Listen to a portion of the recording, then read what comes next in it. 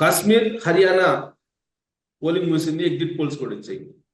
కానీ బీజేపీ బోల్తా పడుతుంది అనేటువంటిది ఎగ్జిట్ పోల్స్. దాని ప్రభావం రాబోయేటువంటి రోజుల్లో ఇప్పుడున్నటువంటి ఎన్డీఏ ప్రభుత్వం మీద పడే అవకాశం ఉందా అనే దాని మీద విశ్లేషణ తీసుకునే ప్రయత్నం చేద్దాం. ప్రస్తుతం మనతోటి ఢిల్లీ నుంచి వెంటపాటి పుల్లారావు గారు, రాజకీయ విశ్లేషకులు ఉన్నారు.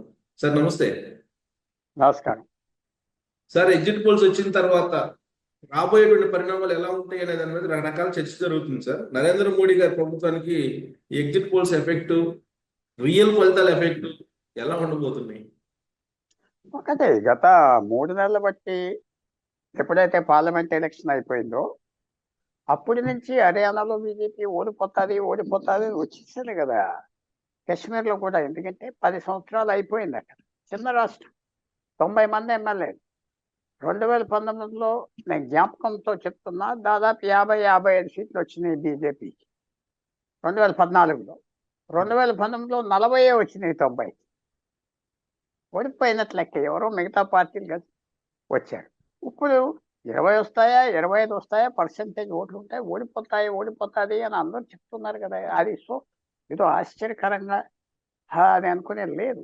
మన పార్లమెంట్ ఎలక్షన్స్లోనే బీజేపీకి కష్టంగా ఉంది. అది హర్యానాలో చిన్న రాష్ట్రం, ఎన్నో ప్రాబ్లమ్లు ఉన్నాయి, అయిపోయాయి. కాశ్మీర్ కూడా అలాగే జరిగింది కదా. వాళ్ళకి జమ్మూ పార్టీలో 2వ సీట్లు ఎన్నో వచ్చినాయి 6 సీట్లకి, మిగతా అన్ని పోయినాయి కదా. సో అది పెద్ద ఆశ్చర్యపడక్కర్లేదు. నార్మల్గా అవుతాయని ఫ్యాక్ట్ మీద అయిపోయింది అంటారు. ఆల్రెడీ ఒక స్టాక్ మార్కెట్లో ఒక చెడ్డ న్యూస్ వస్తుంది అని 2 నెలల నుంచి చెప్తా ఉంటే అది ఆటోమేటిక్గా డైజెస్ట్ అయిపోయింది. ఈ 2 రాష్ట్రాల మీద అంత ఏదో అద్భుతంగా రిజల్ట్ వస్తుందని వాళ్ళు అనుకుని ఉండరు, ట్రై చేసుకున్నారు, అయిపోయింది వదిలేశారు. కానీ వదలలేదు కదా, తీవ్రంగా పోరాడారు కదా. మహారాష్ట్ర, జార్ఖండ్, ఈ కాశ్మీరు, అలాగే హర్యానాకు ఒకేసారి ఎన్నికలు పెట్టాలి, కానీ విడగొట్టి ఎన్నికలు పెట్టించి రకరకాల ప్రయత్నాలు చేశారు కదా.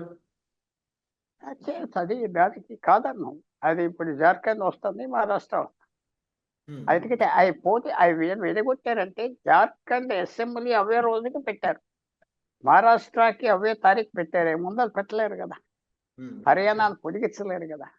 ఈ తారీఖులు అలాగ వచ్చినాయి, న్యాచురల్గా వచ్చింది. దీంట్లో పెద్ద ఆలోచన చేసి చేయలేదు. అది ఆటోమేటిక్గా ఆ రోజు 5 సంవత్సరాలు ఆ రోజుకి పెట్టాలని ఆ తారీఖులు వచ్చింది. సో జార్ఖండ్ మిగిలింది, మహారాష్ట్ర మిగిలింది. జార్ఖండ్లో బీజేపీ గెలుస్తుంది అంటున్నారు చాలా మంది. బీజేపీ గెలిస్తే ఇవన్నీ రద్దు అయిపోతాయి మళ్ళీ. సో అందువల్ల దీని మీద ఏదో అయిపోతుంది. ఎన్డీఏ ప్రభుత్వానికి ఏదో చెడ్డు వచ్చేస్తే అది ఉండదు. ఎందుకంటే ఎన్డీఏ ప్రభుత్వం లైఫ్ ఏంటంటే అది పరిపాలన బట్టి ఉంటాయి. పరిపాలన మాదిరిగా ఉంటే B+ ఉంటే ఎవరు ముట్టుకోలేరు. 4 సంవత్సరాలు వాళ్ళు వెళ్ళిపోయినా కొత్త వాళ్ళు 25 మంది ఉన్నారు రెడీగా రావటానికి. ఇండిపెండెన్స్ చిన్న పార్టీ వాళ్ళు వస్తారు.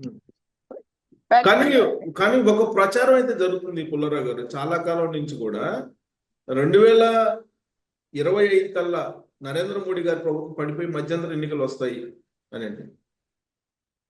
అది పెద్ద నాకు కంపట్.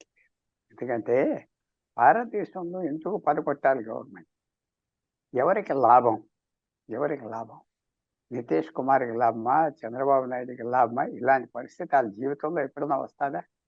ఒక స్ట్రాంగ్ గవర్నమెంట్, మెజారిటీ వాళ్ళ మీద ఆధారపడిన లైఫ్లో రాదు. మిగతా వాళ్ళు వదిలేసి ఎక్కడికి వెళ్తారు? వాళ్ళతో ఎవరు ఉన్నారు? చిన్న పార్టీలు, 1 ఎంపీ 2 ఎంపీలు ఉన్నారు, 3వ 4వ పార్టీ కాక. అది నాకేం కట్టుకోతారు. బీజేపీలో వాడు వదిలేసి వెళ్ళిపోయి కాంగ్రెస్కి అప్పచెప్తే ఏమొస్తుంది? లాభం. నితీష్ బయటకు వెళ్ళిపోతున్నారని చెప్పి చాలా బలంగా వినిపిస్తుంది కదా. నితీష్ వెళ్ళిపోతే ఆయన ఎంపీలు వెళ్ళరు కదా. 13-12 ఎంపీలు వెళ్ళరు కదా. ఇప్పుడు చంద్రబాబు నాయుడు వెళ్ళిపోతే పవన్ కళ్యాణ్తో తెంపించుకున్నట్లు లెక్క. తెంపుకుంటాడా ఆయన? పవన్ కళ్యాణ్ లేకుండా చంద్రబాబు నాయుడు వెళ్తాడు అని చెప్పానండి ఒక మాట. వెళ్ళలేదు కదా. ఆ తాళం మనకి తెలుసు, తెలుగు మీడియా, తెలుగులో ఉన్న వాళ్ళకి తెలుసు. ఆయనకున్న బలం 2 పార్టీల బలంతో అధికారంలోకి వచ్చాడు. అవి వదిలి వెళ్ళిపోతాడా? మళ్ళీ అరాచకం తీసుకొస్తాడా? ఒపోనెంట్స్ లేరా? అవన్నీ చేసేది బయట వాళ్ళకి తెలియని వాళ్ళు మాత్రం. నితీష్ కుమార్ వెళ్ళిపోతే ఆయన ఒక్కడే వెళ్ళిపోతాడు, ఆ 12 మంది ఎంపీలు అక్కడే ఉంటారు. అందుకే అది ఆ బలం వాళ్ళు సీజన్ పాలిటీషియన్. లాభం ఏమొస్తుంది నితీష్కి గవర్నమెంట్ పడగొట్టి ఏమొస్తుంది? అంటే నెక్స్ట్ ఇయర్ బీహార్ ఎన్నికల్లో ఆయన పర్ఫార్మెన్స్ ఆ, చూపించాలంటే ఎన్డీఏలో ఉంటే పర్ఫార్మెన్స్ రాదని కదా ఆయన ఉద్దేశం. ఇదిగో ఎన్డీఏలో ఆయనే ముఖ్యమంత్రికి సీట్ వస్తారు, ఇంకెవరికి ఆయనే ఉంటాడు. బీజేపీలో క్యాండిడేట్ లేడు. ఇవాళ మహారాష్ట్రలో బీజేపీలో క్యాండిడేట్ లేడు, ఏక్నాథ్ షిండే తప్ప. క్యాండిడేట్ కావాలి కదా. క్యాండిడేట్ ఎవరు ఉన్నారు బీహార్లో? బీజేపీలో ఒక్క పేరు చెప్పండి మీరు. ఇంత బీజేపీ నాయకుడు ఒక్క పేరు చెప్పండి మీరు బీహార్లో, మీకు తెలుసా? ఎవరు లేడు. సో నితీష్. మహారాష్ట్రలో ఫడ్నవీస్ తీసేస్తే ఎవరు ఉన్నారు? ఫడ్నవీస్ ఆయన మరాఠా కాదు, చెల్లదెంక. ఆ ఏక్నాథ్ షిండే ఉన్నాడు అతనికి. బీజేపీకి అది పెద్ద, నేను ఒకటే అనుకుంటున్నా, బీజేపీ గ్రహించుంటుంది ఇలా ప్రాంతీయ పార్టీలతో అనవసరంగా పోరాటం. కేజ్రీవాల్తో, మమతా బెనర్జీతో, కేసీఆర్తో వాళ్ళ తగువులు, వాళ్ళ గొడవలన్నీ దాని గురించి వచ్చింది. అంత విశేషంగా కేసీఆర్తో పోరాడారు, తిట్టారు, పెట్టారు, అని చేశారు. ఎవరు వచ్చారు అధికారంలోకి? కాంగ్రెస్ పార్టీ అధికారం. మమతా బెనర్జీని అంత అటాక్ చేస్తే కాంగ్రెస్ పార్టీతో కలిసి, కేజ్రీవాల్ అంత గొడవ చేస్తే కాంగ్రెస్ పార్టీతో కలిసిపోయాయి. ఏమిటి అలా? అది దాని గురించి ఏమైనా ఆలోచిస్తున్నారా? ఏమైనా ఆలోచించి ప్రాంతీయ పార్టీలు జోలికి వెళ్ళకుండా చేస్తారంటే ఒక సిగ్నల్ కనపడింది నాకు నిన్న. ఆ సిగ్నల్ మీకు తెలిసే ఉంటుంది కాబట్టి నేను చెప్పట్లేదు ఆ సిగ్నల్ ఏంటో. ఇప్పుడు ప్రాంతీయ పార్టీలు అసలు లేకుండా చేయాలనేది బీజేపీ వాళ్ళ టార్గెట్ కదా. అది కరెక్ట్ కాదు. అది ఫెయిల్ అయిపోయారు కదా పాలసీ. వాళ్ళకి గ్రహించుకున్నారనుకుంటున్నాను.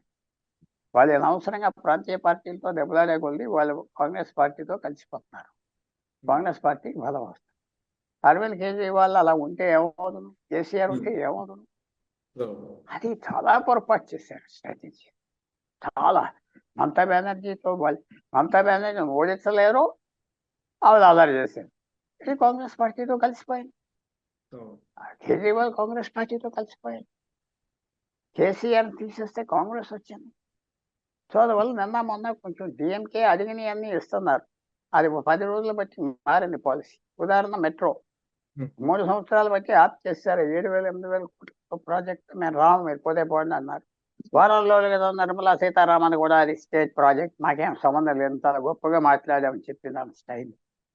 మొన్న నరేంద్ర మోడీ రివర్స్ చేసాడు, ఆ ప్రాజెక్ట్ని ఫైనాన్స్ చేస్తున్నామని స్టాలిన్కి అప్పచెప్పారు. సో అది మార్చుకున్నారంటే వాళ్ళు సర్వైవ్ మార్చుకున్నారు. ఇంకోటి ఏనిపిస్తుంది ఏంటంటే మహారాష్ట్ర అసెంబ్లీ ఎన్నికల లోపల తెలంగాణ, కర్ణాటక ప్రభుత్వాల్ని పడగొట్టే ప్రయత్నాలు జరుగుతున్నాయి అనేది వినిపిస్తుంది సార్. ఢిల్లీలో అలాంటి వాతావరణం ఉందా? అదే లేదు, అది తెలంగాణ ఇంపాసిబుల్, కర్ణాటక కూడా ఇంపాసిబుల్. సిద్ధరామయ్య దిగిపోతాడు, ఇంకో కాంగ్రెస్ మ్యాన్ అవుతాడు. ఇక్కడ కాంగ్రెస్కి ఫుల్ మెజారిటీ తెలంగాణలో ఉన్నది, ఎవరు వెళ్ళేది లేదు, ఎవరు వచ్చేది లేదు.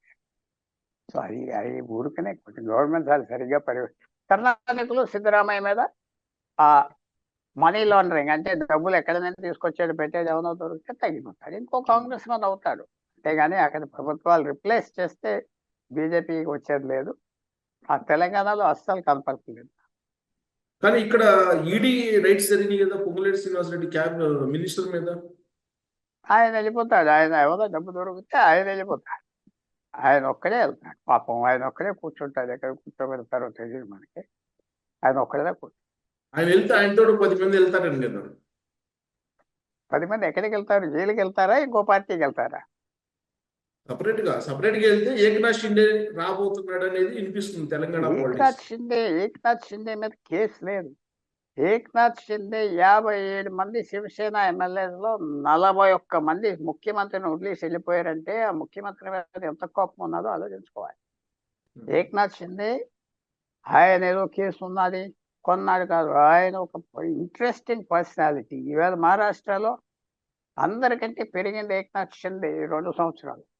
ఏ పోల్ సర్వే చూసినా ఆయన ఫస్ట్ ప్రిఫరెన్స్ ముఖ్యమంత్రి అంటారు.